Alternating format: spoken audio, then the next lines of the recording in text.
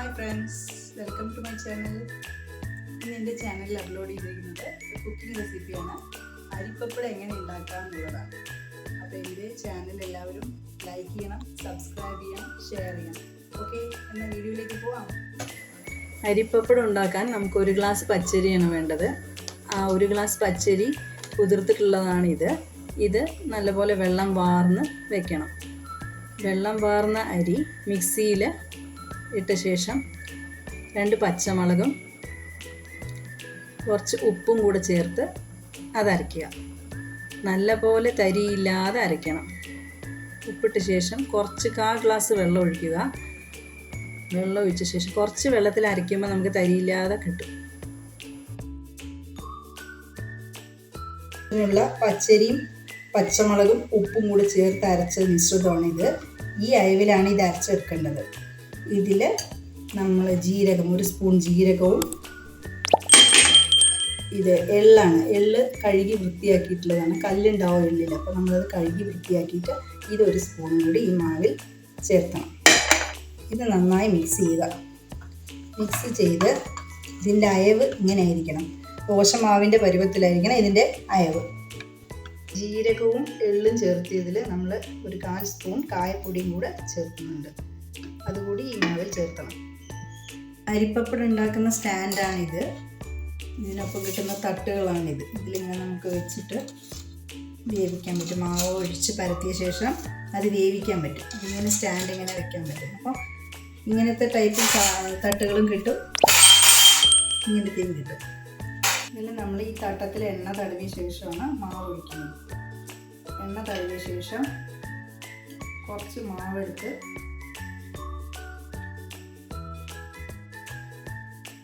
ഇങ്ങനെ പരത്തുക.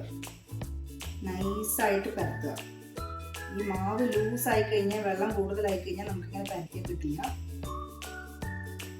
ഇങ്ങനെ പരത്തി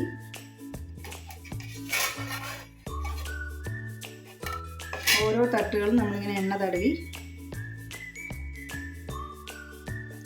മാവ് ഇങ്ങനെ ഒഴിച്ച്, കുറച്ച് മാവ് ഒഴിച്ച് ഇതുപോലെ ഇങ്ങനെ പരത്തി. നമുക്ക് തന്നെ അതിൻ്റെ തിക്നെസ് കുറച്ച് പരത്തി ശീലിച്ചാൽ മതി. അതിങ്ങനെ അത് ഇതായി കിട്ടും. കട്ടിയില്ലാതെ പരത്തി വെക്കാം. മാവ് പരത്തി തട്ടുകൾ ഓരോന്നായിട്ട് നമ്മൾ ഇതിലേക്ക് വെക്കുക. വെച്ച ശേഷം നമ്മൾ ഇഡ്ഡലി പാത്രം നമ്മൾ വെള്ളം നിറച്ച് വെച്ചിട്ടുണ്ട്. അത് ആടി വന്നുകൊണ്ടിരിക്കുന്നുണ്ട്. അതിലേക്ക് നമ്മൾ ഈ സ്റ്റാൻഡിൽ പതുക്കെ ഇറക്കി വെക്കുക. അത് അടച്ച് വെച്ച് ഒരു 3 മിനിറ്റ് വേവിക്കുക. ഈ സ്റ്റാൻഡിലുള്ളത് മാവ് അത് വെന്തിട്ടുണ്ടാവും. അപ്പോൾ നമ്മളതിനെ സ്റ്റാൻഡ് പതുക്കെ എടുത്ത് ചൂടുള്ളത് കൊണ്ട് താഴെ പതുക്കെ വെച്ച ശേഷം ഓരോ തട്ടുകളായിട്ട് എടുക്കാം. ഇത് ചൂട് നല്ല തണുത്ത ശേഷം നമ്മളിങ്ങനെ ദോശച്ചട്ടകം കൊണ്ട് പതുക്കെ ഇങ്ങനെ സൈഡെല്ലാം എടുക്കാം. ഇതൊക്കെ കിട്ടും. പതുക്കെ ഇതിൽ എണ്ണ തടവിയത് കൊണ്ട് നമുക്ക് പതുക്കെ എടുക്കാൻ കിട്ടും. ഇത് സാവധാനം ഈ കൈ കൊണ്ട് പതുക്കെ ഇങ്ങനെ എടുത്താൽ മതി. അങ്ങനെ വൃത്തിയായിട്ടത് കിട്ടും.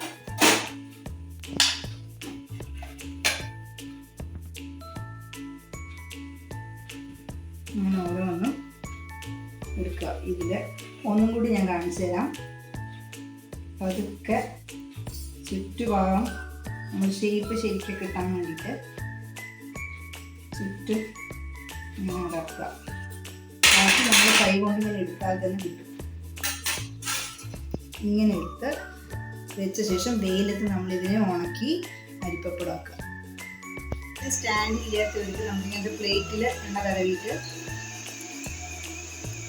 ഇതിലും ചെയ്യാം. മാവ് സാധാരണ പോലെ അപ്പോൾ ചെയ്ത പോലെ ഇങ്ങനെ വട്ടത്തിലേക്ക് കലക്കി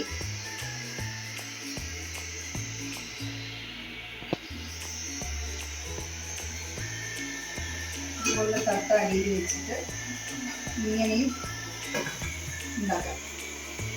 ത്തിലോ അല്ലെങ്കിൽ വെള്ളത്തുണിയിലോ വെച്ച് വെയിലത്ത് വെച്ച് നല്ലപോലെ ഉണക്കിയെടുക്കുക. നല്ല വെയിലുള്ള സമയത്ത് വെച്ച് കഴിഞ്ഞാൽ കുറച്ച് സമയത്തിന് ആവശ്യമുള്ളൂ. നന്നായി ഉണങ്ങി കിട്ടണം. ഇന്നലെ നമ്മൾ ഉണ്ടാക്കിയ അരിപ്പപ്പടം വെയിലത്ത് ഉണക്കിയ ശേഷം കിട്ടിയതാണ്. അത് 1 ഗ്ലാസ് അരി കൊണ്ട് അരി കുതിർത്തി നമ്മൾ ഉണ്ടാക്കിയല്ലോ അരിപ്പപ്പടത്തിന് 1 ഗ്ലാസ് അരിക്ക് കിട്ടിയതാണ് ഇത്രയും അരിപ്പപ്പടം. ഇത് നമുക്കിന്ന് വറുത്ത് നോക്കാം. വെയിലത്ത് നന്നായി ഉണങ്ങിയിട്ടുണ്ട്. നമുക്കിത് വറുക്കാം.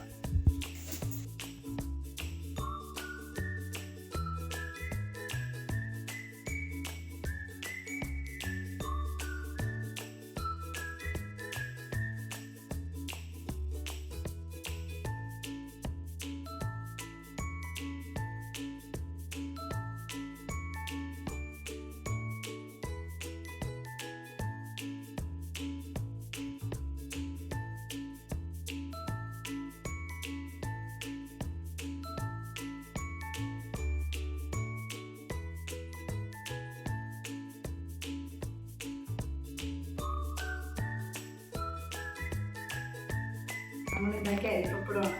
നല്ല ക്രിസ്പി ആയിട്ട് വരുന്നത് നമുക്ക് നോക്കാം.